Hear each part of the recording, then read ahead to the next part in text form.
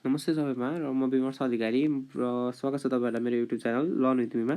र आज भने हामी फेट अफ 3 जर्म लेयर पढ्नेछौँ र त्यो जर्म लेयरबाट होइन मान्छेको के अर्गान बन्छ र अथवा होइन कुनै पनि अर्गानिजमको जर्म लेयरबाट के अर्गानिजम बन्छ है मेनली त मान्छेको के अर्गानिजम बन्छ र जर्म लेयर भने के हो भनेर हामीले आज कुरा गर्नेछौँ। र पहिला सुरुमा त जर्म लेयर भनेको के हो भनेर हेर्दाखेरि है जर्म लेयर भनेको सेल डिभिजनको स्टेजहरूमा गएर ग्यास्ट्रुलेसन भन्ने स्टेज हुन्छ। ग्यास्ट्रुलेसन भन्ने स्टेजमा चाहिँ है जर्म लेयर तीनटा जर्म लेयरको इतो सेल चाहिँ तीनटा जर्म लेयरमा डिभाइड हुन्छ। जर्म लेयर भनेको चाहिँ बेसिक स्ट्रक्चर है बेसिक स्ट्रक्चर हो।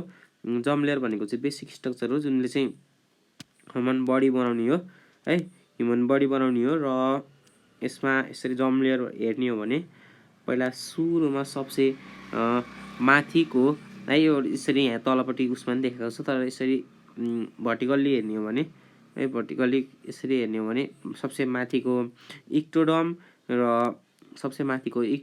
र बिचको चाहिँ मेजोडर्म र लास्टको चाहिँ इन्डोडर्म गरेर तीनटा जर्म लेयरले मान्छेको पुरै ह्युमन बडी बनाएको हुन्छ। र यसमा हेर्ने हो भने नै त हाम्रो जर्म लेयर चाहिँ यसरी जर्म सेल चाहिँ डिभाइड हुँदै हुँदै गएर एक्टोडर्म र मेजोडर्म र इन्डोडर्म यसरी बनाउँछ। यो इन्डोडर्म यो मेजोडर्म र चाहिँ एक्टोडर्म र यसलाई चाहिँ काटेर बिचमा काटेर हेर्ने भने यस्तो स्ट्रक्चर देखिन्छ र एक्टोडर्म इन्डोडर्म र मेजोडर्म भयो है। अब यिनीहरूले के बनाउँछ भनेर चाहिँ हेरौँ है त।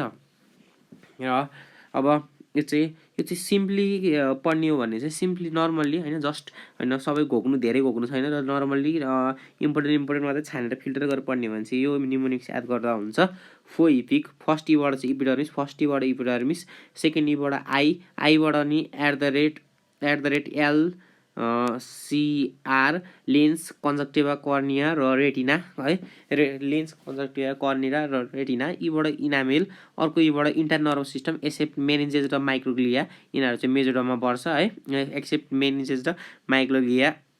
र पीबाट पिट्युटरी र पाइनियल ग्ल्यान्ड आईबाट इन्टर्नल इयर है सीबाट चाहिँ कार्टिलेज अफ भिसिरल आर्चेस र क्युटेनियस ग्ल्यान्ड है त्यहीबाट चाहिँ त्यहीबाट 4 इपिक भनेर पढ्न मिल्छ। 4 इपिकबाट 4 ई र पिआइसी र यसमा अलिकति एडभान्स पढ्ने हो भने अलिक पछि हेरौँ न एडभान्समा के छ भनेर अलिकति धेरै छ कि एडभान्समा चाहिँ अलिकति त्यो चाहिँ सबै अलिकति इन्क्लुडेड हुने गरेर छ। यसमा अलिकति निमोनिक्स पहाडे अरू केही थपिदिएको हुन्छ। र मेस्कोडम हेर्ने हो भने मेसोडमको निमोनिक चाहिँ मेस्कोडमको एमबाट मसल माइक्रोग्लिया मेसेन्ट्रिक र मेनिन्जेस अघि नै त्यो एसेप्ट भनेको थियौँ त्यो चाहिँ यहाँ पर्छ। र यीबाट चाहिँ accessory system accept urinary bladder चाहिँ यहाँ पछाडि यतापट्टि पर्छ यहाँ इन्डोडममा पर्छ।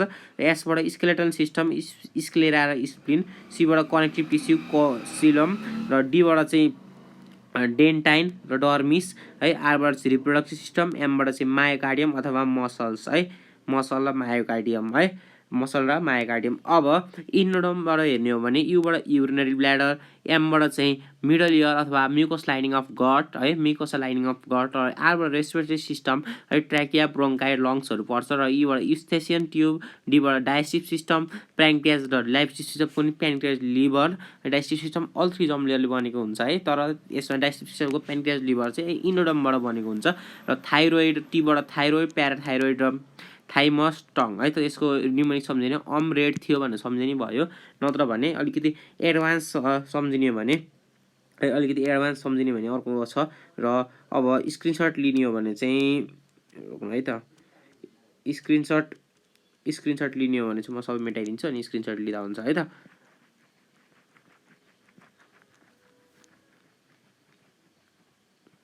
र अब यसपछि अलिकति एडभान्स पढ्ने हो भने है यसपछि अलिकति एडभान्स पढ्ने हो भने चाहिँ यो हेर्दा हुन्छ है यो अलिकति एडभान्स पढ्ने हो भने यो हेर्दा हुन्छ। र यसमा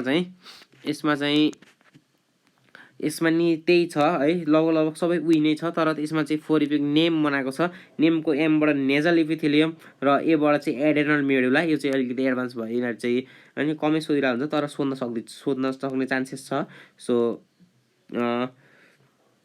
सो यो पनि पढ्नुपर्छ। र मेस्कोडमको त लगभग सबै उही नै छ है।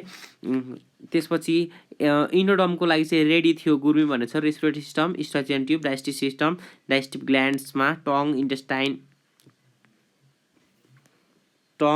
इन्टेस्टाइन र ग्ल्यान्ड अफ स्टोमक र लिभर प्यान्क्रियास भइहाल्यो थाइरोइड प्याराथाइरोइड थाइमस भइहाल्यो।